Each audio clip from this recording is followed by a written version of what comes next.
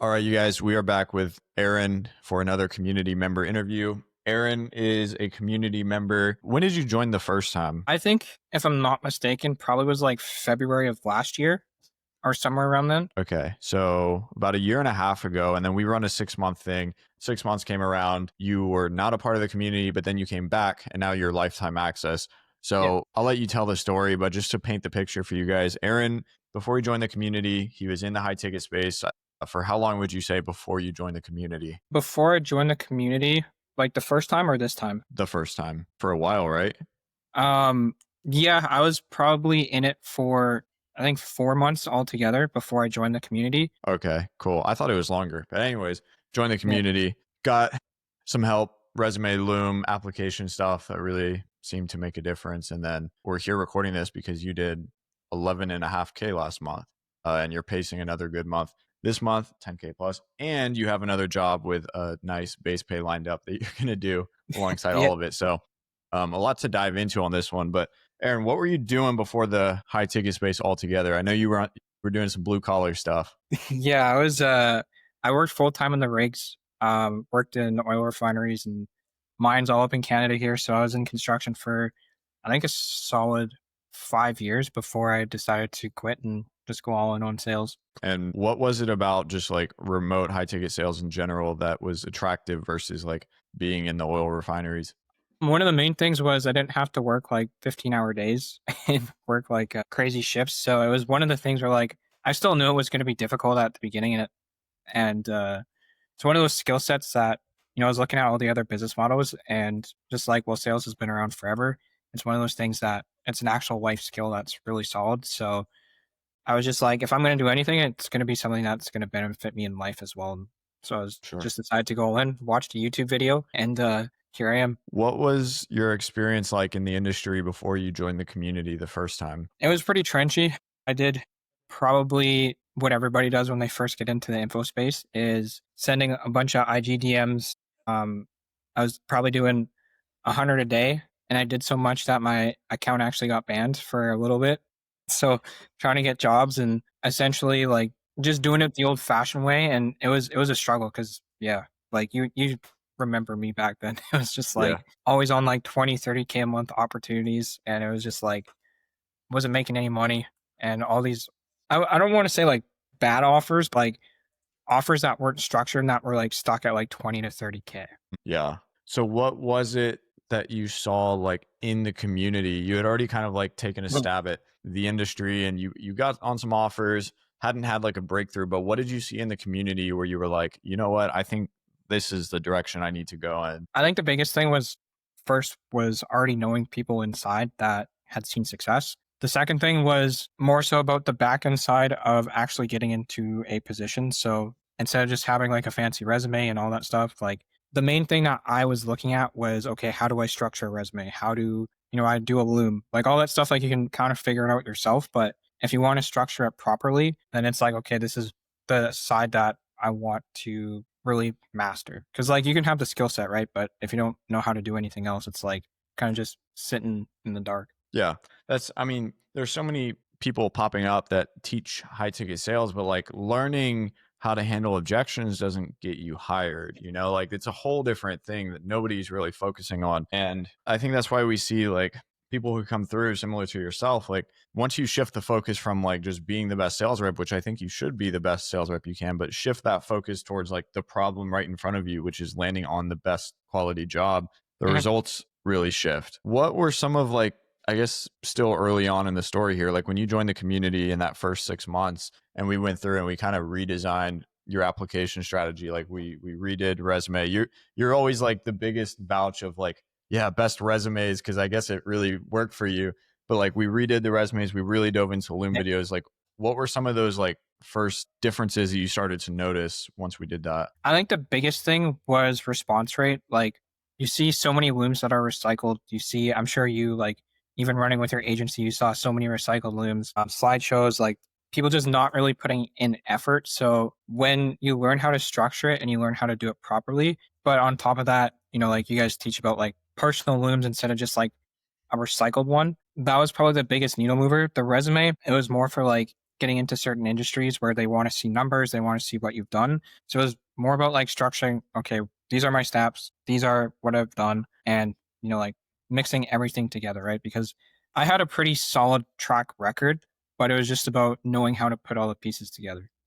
What can you tell someone who's watching this that might be newer to the industry on like avoiding bad offers? Because now you're in a good spot, dude. Like it sounds like if everything goes right, you're like pacing 15K, maybe up to 20K if we're combining these two jobs that you're about to be working.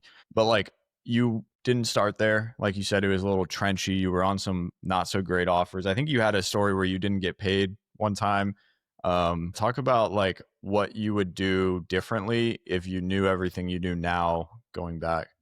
The first thing is definitely getting help sooner. Like I'm a huge advocate for investing into myself, like mentors, communities. But the biggest thing that I would tell somebody is to properly vet offers. Because one, like so many shady offers out there as we know, and like that's when you don't get paid out. That's when you don't make money. So the biggest thing is just like vetting them out properly, having a set process of knowing what to vet for, and at the same time just looking at their structure. But also all these things comes with reps. So I think the most important thing is to hop on as many interviews as possible, get those reps in, know what to look for, and then just have a system in place. And essentially that's the biggest thing that probably wasted a lot of time for me, was just like Yeah. just taking random shots with bad offers. So this offer that you did find, and by the way, just to let people know, like it's not a normal thing to not get paid. Like honestly, I don't know too many people that have not been paid in this industry for work that they did. That's not normal. It shouldn't be normal. But in the offer that you have now, where you did 11.5K last month and not even closing, well, closing a little bit, but mostly triage setting, which is a kind of a less common role in this industry. But what were the green flags in that offer that would be good for other people to look out for when they're looking for offers? One of the biggest things that I look for is culture. I think that's probably one of the most important things in sales teams.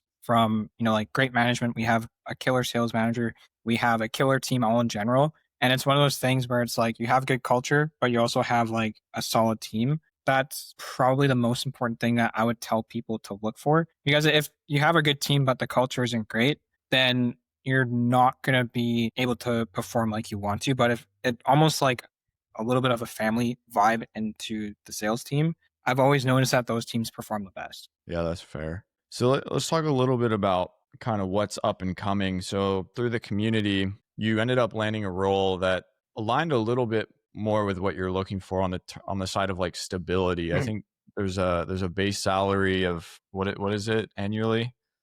It's like It's 50K base annual, and OTE is okay. like I think 70-ish. Okay. So you got that role that was found through the community, obviously went through the application process. Dude, you went through like how many rounds of interviews? Wasn't it long? It was quite brutal. They went by it quick. It was a great process, but it was just like very long. So it was 4 interviews in total that I had to go through.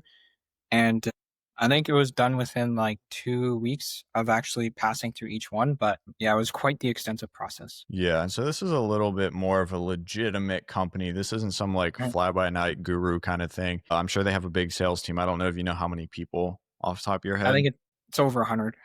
That's all I Yeah. know. So it's a legit company and you're able to find a role that gives you a little bit more stability. You have the upside in the current role that you're going to hold while you're working both simultaneously and then you secured something that's a little bit more sustainable. What's your thought process with that, man? Cuz like a lot of people getting into this industry, they just want to like swing for the fences and they want to go for 30K per month. Like why did you go or why are you going on the side of more stability with this new role? One thing I've learned is like you can definitely make 20, 30K a month. The biggest thing that I've seen in the info space is it's very volatile for like B2C. So when I look at that, it's like, okay, your offer can be phenomenal. And then one thing goes wrong with marketing, one thing goes wrong with a certain area in the business. It's more in the sense that like you can take a huge dip for like 3, 4 months versus like something more stable. And plus you can still close on the side. So it's not a big issue.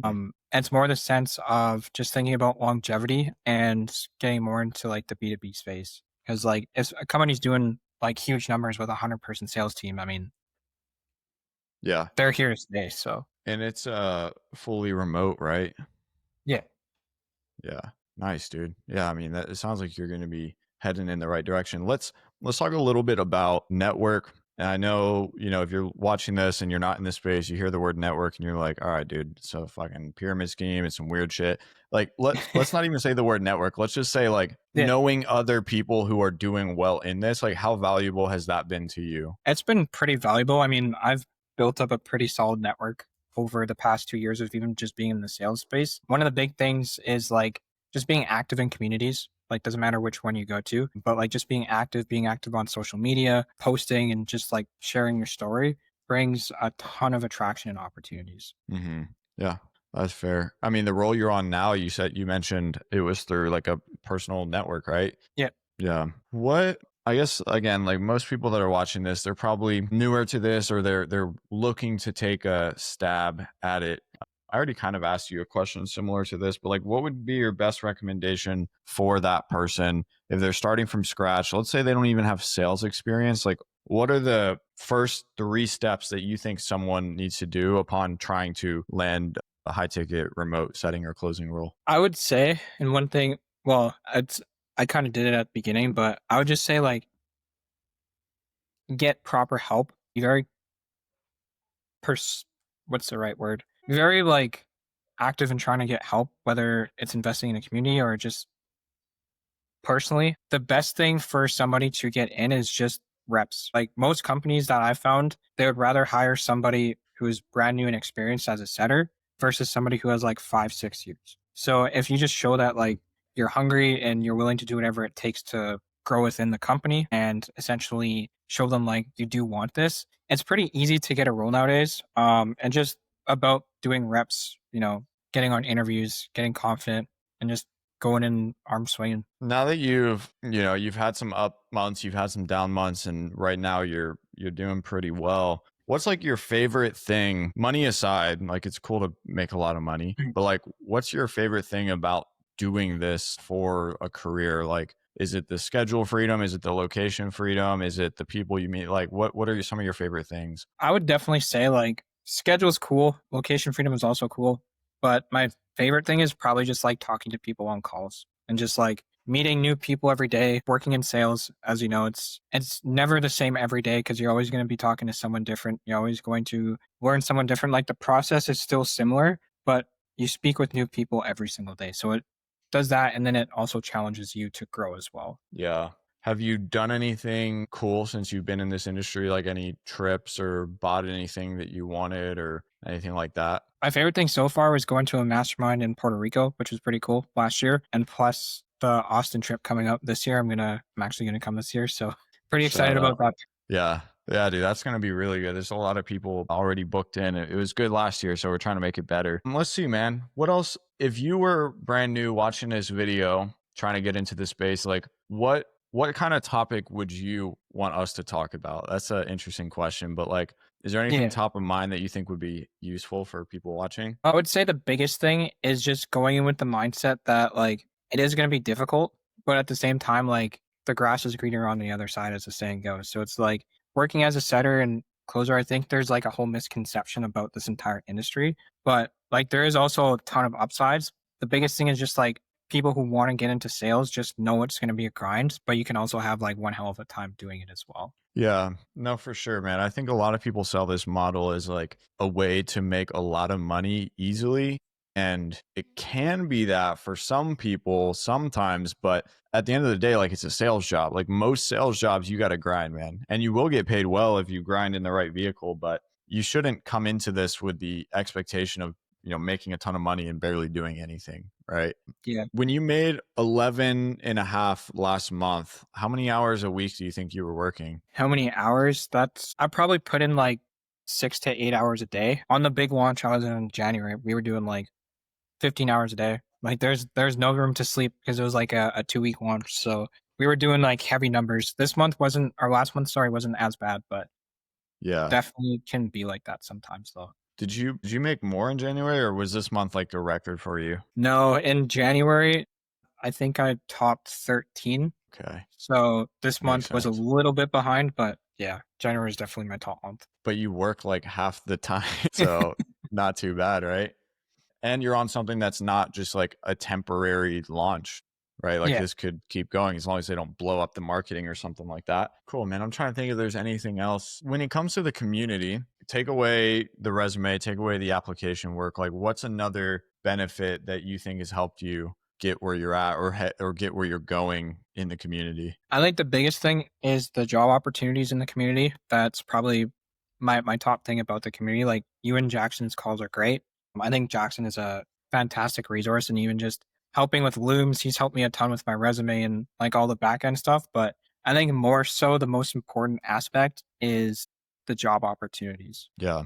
Yeah, we posted 353 last month, kind of coming from all different sources, but I really don't know any other groups that are doing that of just like high ticket sales roles like inbound. Mhm. Because I mean, the number of opportunities that you get and how fast you apply to them and how well you apply to them, like you can literally manufacture success in this industry. That's why I say like the objection handling, yeah, it's important, but it doesn't really matter at this point in time. What matters is like how many jobs can you get in front of, how fast can you be, and what kind of quality can you apply with, and through that like you'll get the opportunity, you know. So I think that's all I got, man. Is there anything else you wanted to talk about or want to share with the people? Um, I would probably just say like the biggest thing for me is if you're looking to get into sales, it's definitely probably one of the best industries to get started in general. Doesn't matter what business model you go into, but sales is definitely the best and it benefits you just in life in general. I would honestly just say like community is great. mm, And yeah, Cool. Yeah, get in there, meet guys like Aaron that used to work on an oil refinery and now make mysterious laptop money. Not a bad gig. not a bad gig. I mean, I came from a blue collar background as well, like in roofing. And look, dude, if a roofer and a what was your technical like job title? I was a pipe fitter. So if a roofer and a pipe fitter can come and make laptop money, I don't know why you can't. So yeah, that's I guess the video. If you guys want to connect with Aaron, I'll put his stuff down below. And I'll see you guys in the next one. That's it. Thanks, Aaron, for coming on. No worries. Thanks for having me.